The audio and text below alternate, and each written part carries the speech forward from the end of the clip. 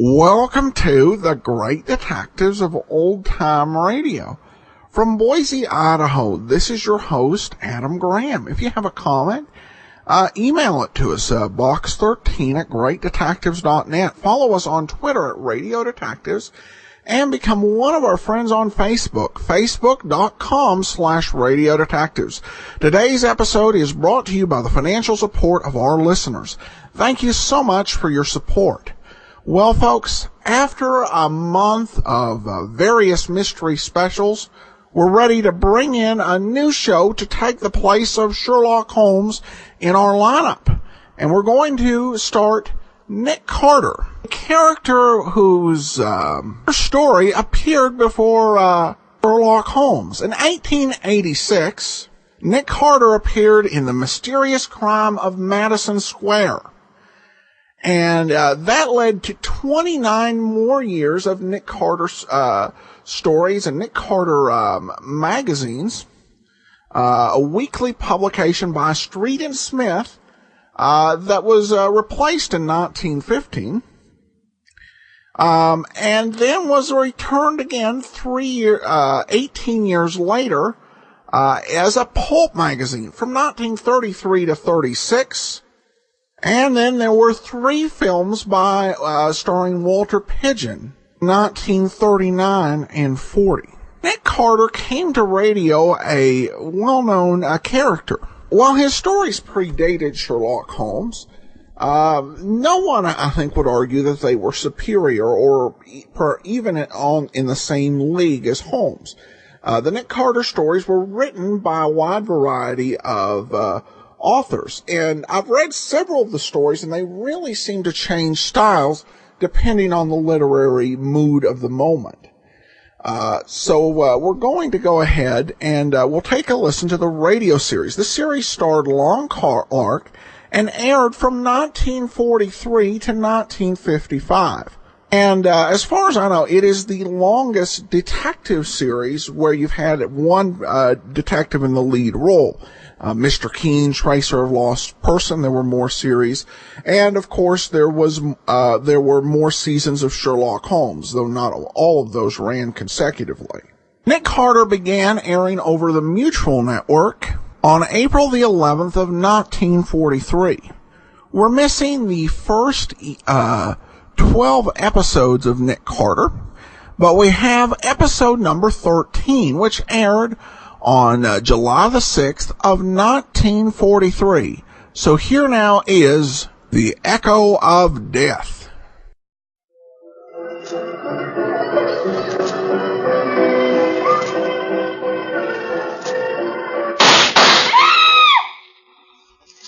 Calling Nick Carter.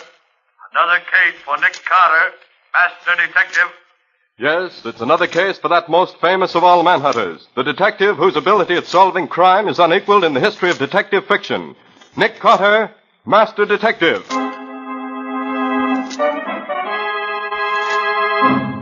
Tonight's curious adventure is The Echo of Death, or Nick Carter and the Phantom Clue.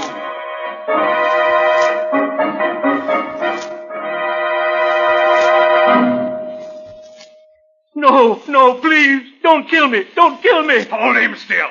They're just like that. This has got to look right. No, I'll do anything you say. I'll forget everything I know. Only don't... All right. He's dead. Now, come on.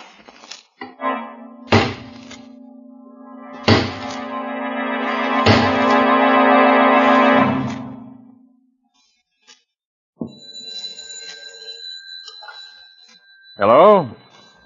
Yes, this is Nick Carter speaking. Case? What kind of case?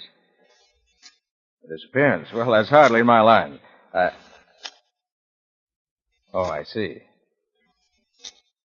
Yes. Yes? Yes, I understand. All right, expect us late this afternoon. Did you get that on the extension, Patsy? I should say so. Echo Valley Lodge, private amphibian plane waiting for you at the airport. Come at once, never mind the fee. Who is this Howard Manstead who tosses money around like confetti? A well-known millionaire sportsman, Patsy. But, wouldn't it be more to the point to ask about the man who's disappeared? Oh, you mean James Thurlow, the columnist. Why, he... Hey, who is he, anyway? That's what you get for not reading the financial pages of the paper, Patsy. Well, come along. We've got to find a taxi and get to the airport. Well, aren't we going to take anything with us? Oh, yes, of course. I was forgetting. I thought you were. I'll need my new dress. You want Scubby. Call him and tell him to meet us at the airport. He knows Thurlow. They write for the same paper. But why aren't we going to... Oh, and one other thing, Patsy. Bring along Volume 3 of the Encyclopedia, E to H. Scubby Wilson and Volume 3 of an encyclopedia. That's just what a girl needs for a visit to a millionaire's hunting lodge.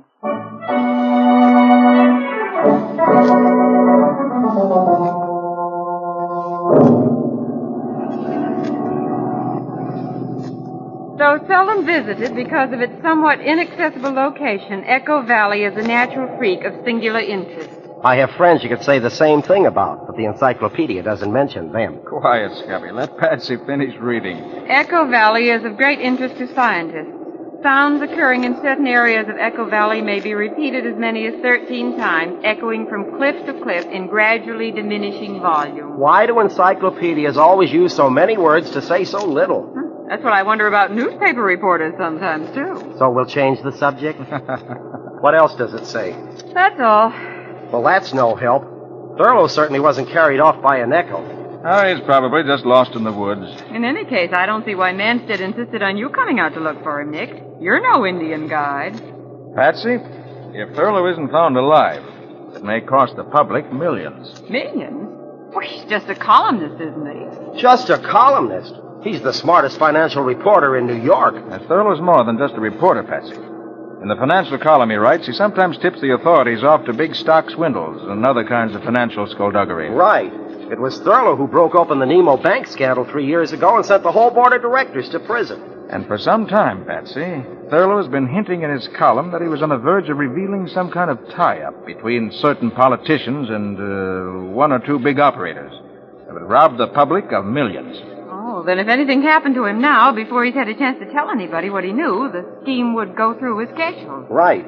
That's why he went to Echo Valley Lodge. Manstead, an old friend of his, invited him out so he could work in peace for a few weeks. Scubby. Huh? Is it true that Thurlow was on the verge of a nervous breakdown when he left? Oh, he was walking around in circles talking to himself, Nick. He had almost all the dope he wanted, but he still hadn't got the name of the guy behind the whole scheme. He took along a whole bunch of records of stock transactions. He said they might give him the clue he needed. And, hey, look, ahead of us. Echo Valley. It is, isn't it, Nick? No doubt of it, Patsy. But look, that isn't any Echo flying toward us. A plane. Nick, it's a plane flying up out of Echo Valley. Yes. Yes, it's a private amphibian. I thought this plane of Manstead's was the only one in these parts. Now, the pilot's seen us. Huh. He's turning out of our line of flight. You suppose he wants to avoid us? I'll bet he doesn't want us to see his markings. He is trying to avoid us. Oh, pilot. Swing over so we can get a look at that plane down there. Right, Mr. Carter.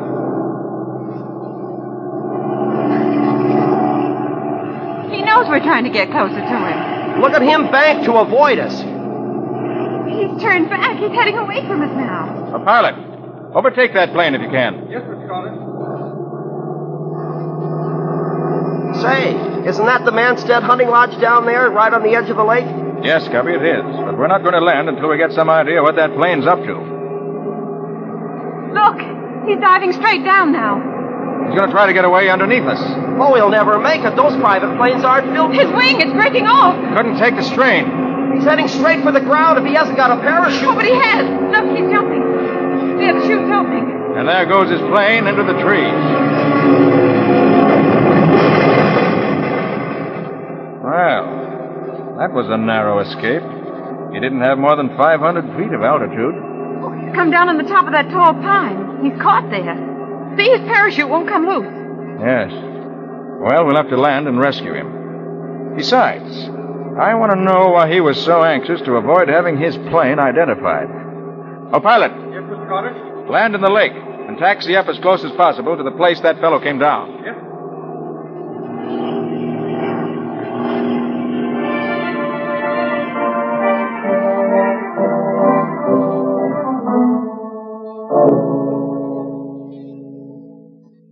Oh, wait a minute, Patsy. I'll lift this one up for you. There you Watch are. out Okay, that branch doesn't thanks. snap back in your face, Patsy. Well, aren't we almost there? Yes, there's the clearing. Just ahead. Only a few more steps. Oh, and they say exercise is good for you. Oh, there. There's his parachute. I think I can see him hanging among the branches. He's hurt or he'd call to us. Come on. His shroud lines are caught among the branches. I can see that much. Well, he's just dangling there. Yeah. Hey, you up there. Can you hear us? You all right? He doesn't answer. Look, I'll climb up and see if I can... No. Wait. What is it, Nick? Look at those shroud lines. They're wrapped around his neck. Yeah. Look at the way his head is twisted to one side. Yes. His neck's broken. He's dead. What? Oh. When he landed in the tree, he got tangled in the lines and... I wonder. Nick, what do you mean? Look down at your feet, Scubby. Huh? Cigarette butt. What? Somebody must have been here before us. Maybe. But its position makes me think the cigarette was smoked by him up there. Oh, but that's impossible, Nick. It's been just about an hour, Scubby, since he crashed. He knew we'd come after him. So if he was hurt and couldn't get out of his chute harness, what would be more natural than for him to smoke a cigarette and wait to be rescued? But he's dead. Because somebody reached him before we did. And murdered him.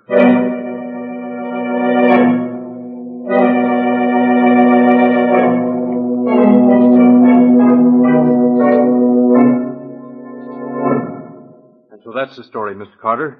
As much as we know, anyway. Thurlow just wandered away yesterday morning and never returned. I see, Mr. Manson. And you don't think this mysterious airplane we met just before we reached here has any connection with Thurlow's vanishing? Well, I don't see how it could. But then, as I said, I haven't the slightest idea where the plane could have come from or who was flying it. Yeah. Now, let's go over the facts again, if you don't mind. Oh, of course not. Thurlow arrived here a week ago. Yes, with his wife. I had them flown in my plane. They had the lodge to themselves with my permanent housekeeper to look after them. And you arrived yesterday. In the middle of the afternoon.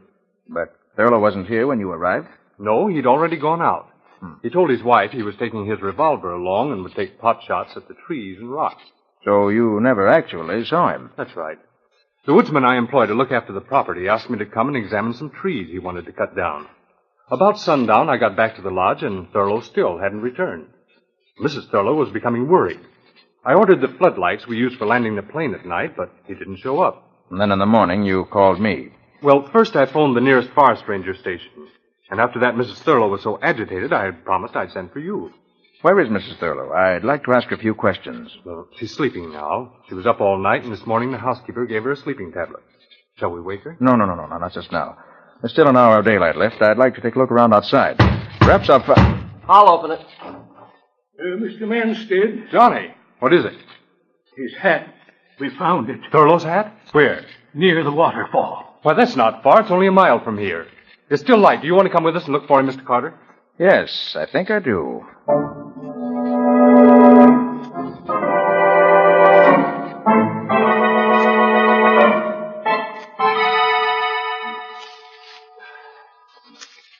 Oh, gosh, my ankle. Oh, boy. There's the hat, Mr. Manstead. In that bush. But what in the world could Thurlow have been doing in here? This isn't the trail to the waterfall.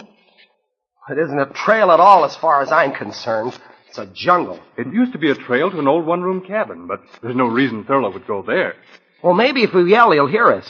He might be in there with a busted ankle or something. Go ahead and try, Scubby. Thurlow! Thurlow!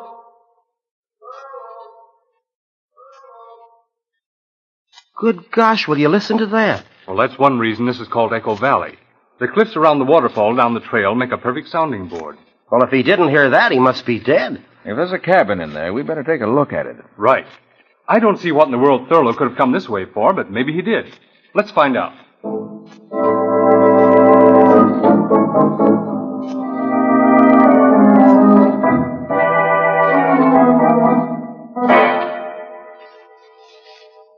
it is. Where, Manstead? Oh, there, between those two trees. See it? Oh, yes. It's only another 40 yards. Well, come on, then. Oh, Scubby. Wait. Well, sure, Nick. What is it? That bare patch of ground there. Those footprints. Thurlow's footprints. You sure, Scubby? Sure. I've seen those pointed shoes of his too often not to recognize the footprints anyplace. Come on, Nick. Yes. I'm coming. Thurlow's a tall man, isn't he, Scubby? He's a tall man like I'm Henry Ford. He's about 5'5". Why? I thought that... Well, never mind. There's the cabin. Gosh, it doesn't look as if it had been opened in years. Well, it hasn't that I know of. But there are Thurlow's footprints going right up to the door. And somebody's opened the door recently. Look at these broken spider webs around the door jamb. But it won't open now. Oh, here, let me try. It ought to open without any trouble. Yeah, but it doesn't budge. That's strange. Let's take a look through the window. The window's boarded over. The boards haven't been touched. I nailed the window up myself 3 years ago. Nobody came here since. And someone has come here. Thurlow. And he must be inside now. But the window hasn't been touched, and the door is barred on the inside. Looks bad.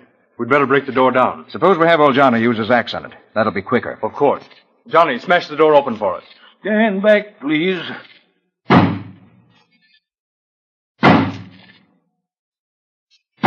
That door was locked to stay locked. Starting to go. There. That does it. It's open. If you don't mind, I'd like to go in first. Of course. It's dark inside. Here, take my flashlight. Thanks. There he is. Thurlow. He's dead. He came here, bolted himself in, and shot himself with his own revolver. Yes, he's dead, all right. And it does look like suicide, doesn't it?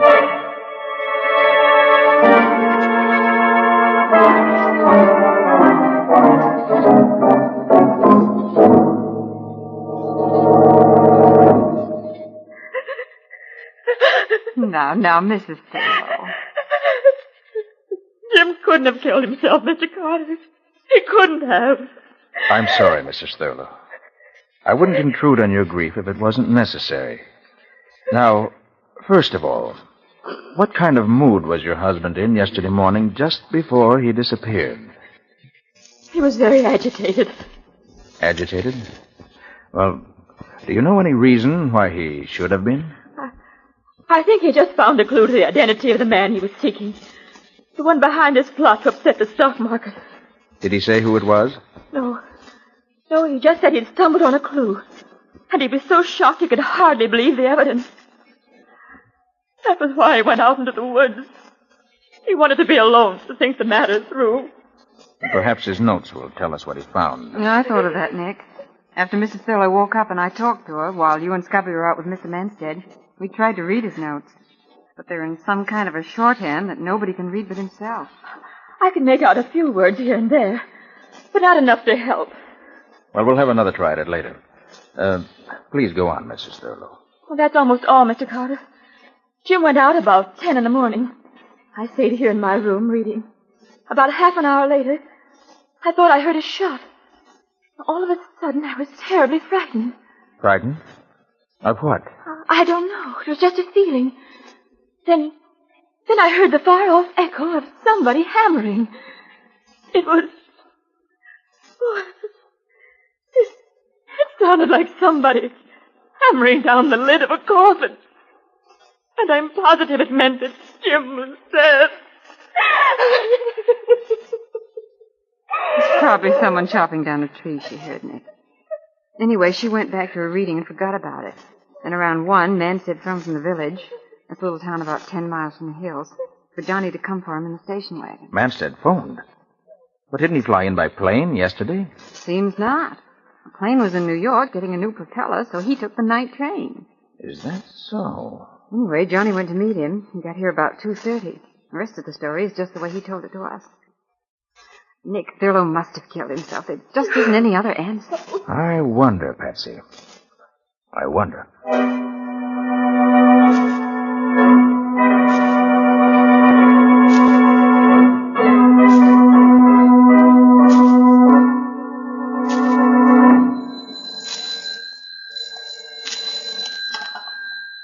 Hello? Yes, speaking. Did you get the dope I wanted? He was? And the plane? Then check every airfield within 50 miles of the city. Yes, I know it's a big order, but somebody's playing this game for big stakes. No, that's all. Call me back when you've learned something. Hello, Carter. I didn't know anybody was here in the library. I took the liberty of phoning New York. I was trying to check on that mysterious plane that we saw crash yesterday afternoon. I see. Did you learn anything? Nothing yet. You know, I have a theory about that plane, Carter. I'd be interested to hear it, Mr. Manstead. Well, we're only 100 miles from the border, and in the past, planes engaged in smuggling aliens into this country have landed in this region. Now, I'm willing to wager this chap, who was so anxious to avoid being seen, was engaged in doing something like that. Certainly sounds plausible. Nick! Oh, Nick! Oh, yes, Scubby. Oh, there you are. Oh, top of the morning to you, Mr. Manstead. Good morning. Say, I was looking for the two of you. Forest Ranger Thompson and two of his men are down at the landing waiting in your launch, Mr. Manstead. They want to get started down the lake to bring in the body of that flyer who was so unlucky when he bailed out of his plane yesterday. Of course. You're coming with us, aren't you, Carter? Yes, indeed. I'm just as interested as you are to see if your theory turns out to be right. Oh, what about Patsy? Shall I go find her? Oh, no, Scubby. She's staying here in the lodge with Mrs. Thurlow. They're going to spend the morning going over Thurlow's notes, trying to decipher them. Well, let's get going. I want to get back in time to phone a story to my paper.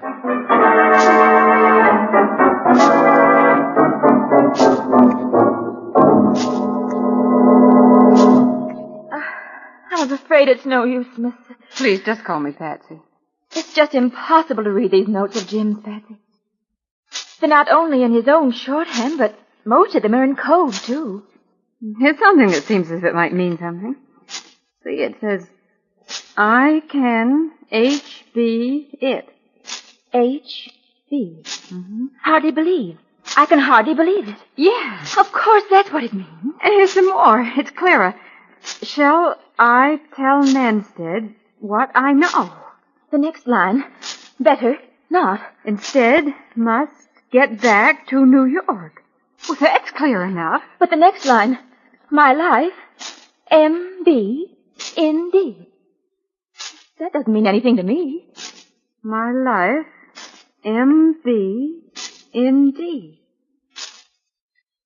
My life may be in danger. Oh. And then there's just one last sentence that he never finished. To think that the one man in the world. And that's all there is. Oh, if you'd only finished.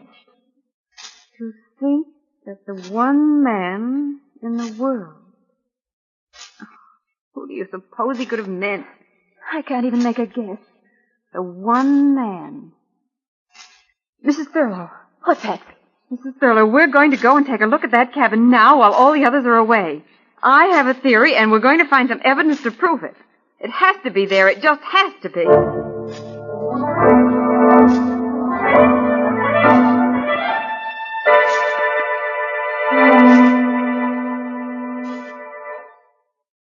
Hello, Nick, my friend. Hey, what's troubling you? You've been sitting out here on this rock for an hour ever since we got back, looking mean enough to bite your grandmother. Scubby, that poor devil of an aviator whose body we brought in was murdered. And Thurlow was murdered. And I can't prove it. But, Nick, couldn't you be wrong? The aviator certainly looked like a natural accident. And Thurlow, if I ever saw a case that looked more like suicide, well, I don't know where it was. Well, that's just it. The aviator I can explain.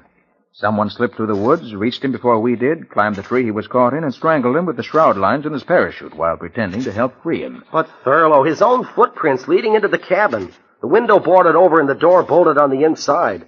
If somebody killed him, well, how did they get out? I don't know, Scubby. It isn't possible. Yet it was done. I'm going to break the... Hey, Scubby, what's that in your hand? Oh, just a shiny new nail I picked up somewhere. Somebody must have been fixing something. A nail. And Mrs. Thurlow said she heard the echo of hammer blows the morning her husband died. Yeah, said they sounded like somebody hammering down the lid of a coffin. They sure have imagination. But that's just what she did hear. Huh? She heard the echoes of somebody nailing down the lid of a coffin.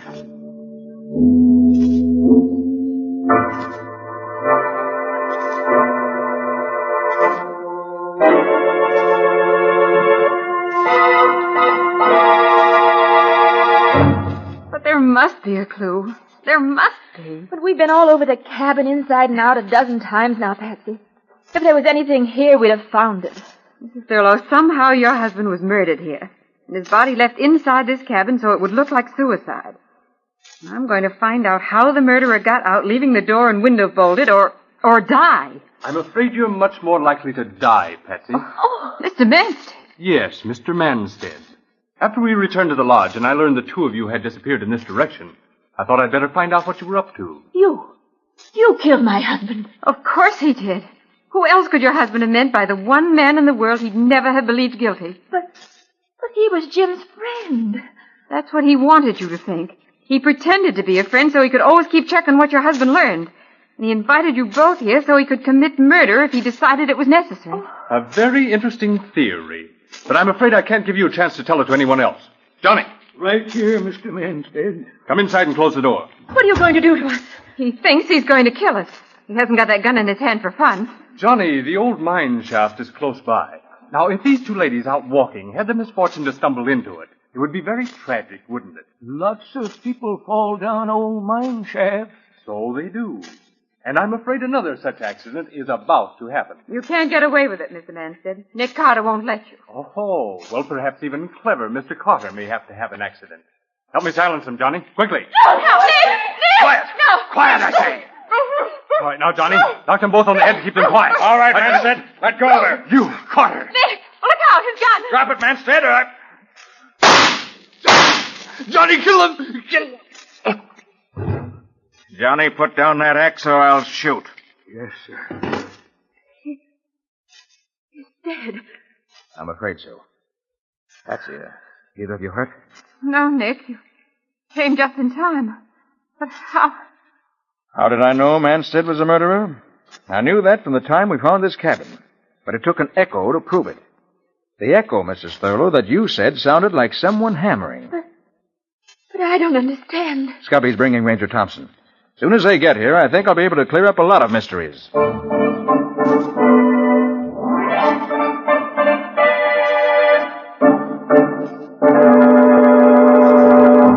So Manstead was behind the plot that Thurlow uncovered. He invited Thurlow here in order to find out what he knew. He discovered Thurlow had evidence which would tell him the truth, and therefore decided to eliminate Thurlow. But, Mr. Carter, Manstead didn't get here until after Thurlow was dead. He came by train. And... Oh, Ranger Thompson's right, Nick. He appeared to come by train. Actually, he flew in the night before, in a plane whose pilot was used to taking big fees for keeping his mouth shut. That was the plane that we saw crash.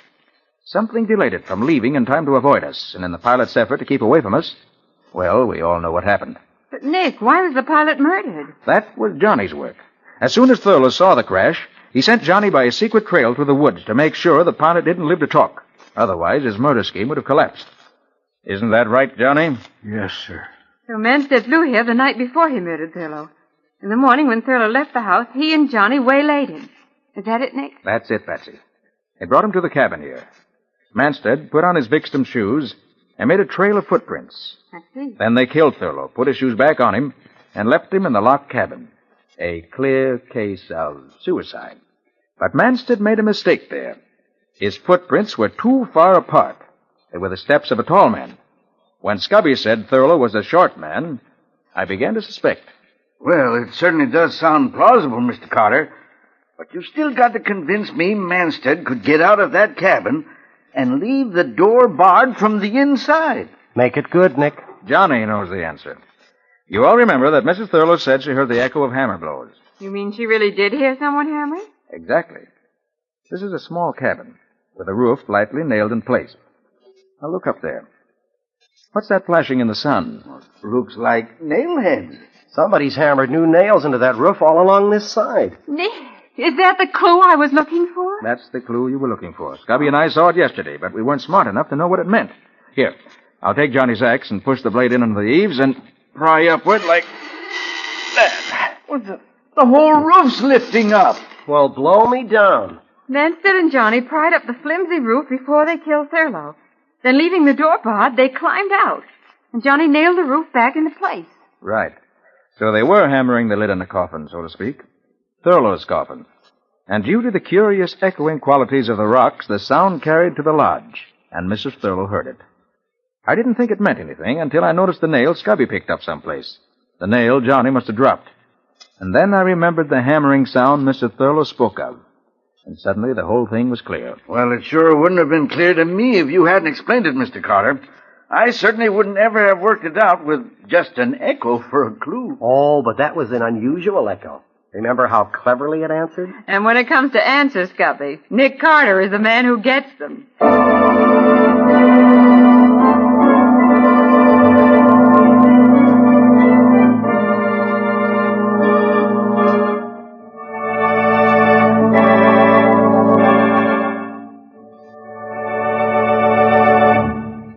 This was another strange experience of Nick Carter called The Echo of Death, or Nick Carter and the Phantom Clue.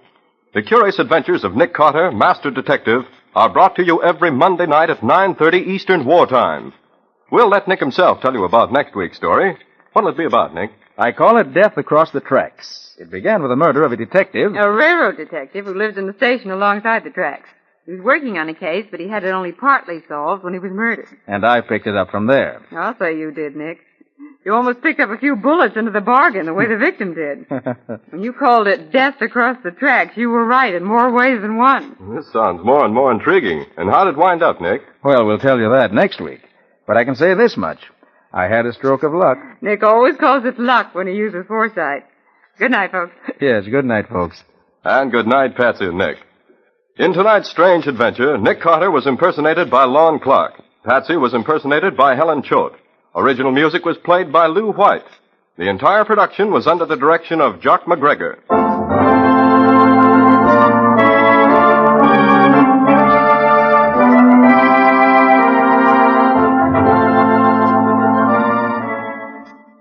Next week at 9:30 Eastern Wartime, listen to another curious adventure of Nick Carter entitled Death Across the Tracks, or Nick Carter and the Mystery of the Midnight Train.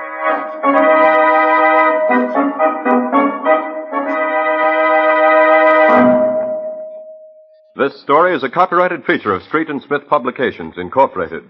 And here's a special note. Beginning next week, Nick Carter will be heard over most of these same stations on Mondays at 9:30 p.m. Eastern Wartime. The Cisco Kid will be presented on Tuesdays at 9:30 p.m. Eastern Wartime. This is Mutual.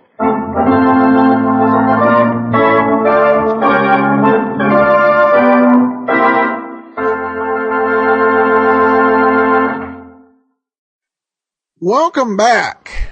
Well, greatest of all manhunters may be a debatable issue. Certainly at this point in history, there were few detectives who had more total canonical stories told about them. Though Nick Carter's history, he had changed quite a bit, as had his supporting cast. The idea of Nick Carter as a master detective, it's actually a term of art used for somebody who headed a big detective agency.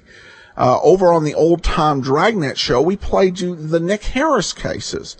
And Nick Harris was an actual master detective, and there's still a big agency named after him. Nick Carter, as a master detective, came from the late 19th and early 20th century stories, where he had his own group of detectives under him. In the radio show, it's not necessarily master detective. Usually he has at least two sidekicks, which is one more than most other radio detectives have going. It's worth noting here the character of Patsy. One of the more interesting facts here is there was a Patsy in the Nick Carter stories of the 19th and early 20th century. However, that Patsy was a man. Well, as to today's story itself, I wondered what would have really happened with that guy jumping out of the plane so close to the ground. Whether he would have gotten caught in the tree limbs, or he would have survived even being caught in the tree limbs. Because I don't know if he would have had time to have his parachute open. If there is any aeronautically minded person in the audience, love to hear from you on that one. Overall, this is a pretty solid outing for Nick Carter, and we've got more of it to come. so many great cases. We're going to have Nick Carter with us for the next couple of years, and we will try and get you some more information on actors and things of that sort as we continue to enjoy this character. All right, well, listener comments and feedback. And we have a new review of the iTunes app. This one from Only Emmy, who writes, Adam does a great job on the shows, and the app is the same, easy to use, and gets played all the time. Well, we're glad you're enjoying the app and enjoying the program, Emmy. That will actually finish our program for today. We will be back tomorrow. We will wrap up yours truly, Johnny Dollar, and then join us back here next Thursday for another episode of Nick Carter, Master Detective. In the meantime, send your comments to box13@greatdetectives.net. Follow us on Twitter at Radio Detectives and become one of our friends on Facebook, facebook.com/Radio Detectives. From Boise, Idaho, this is your host, Adam Graham, signing off.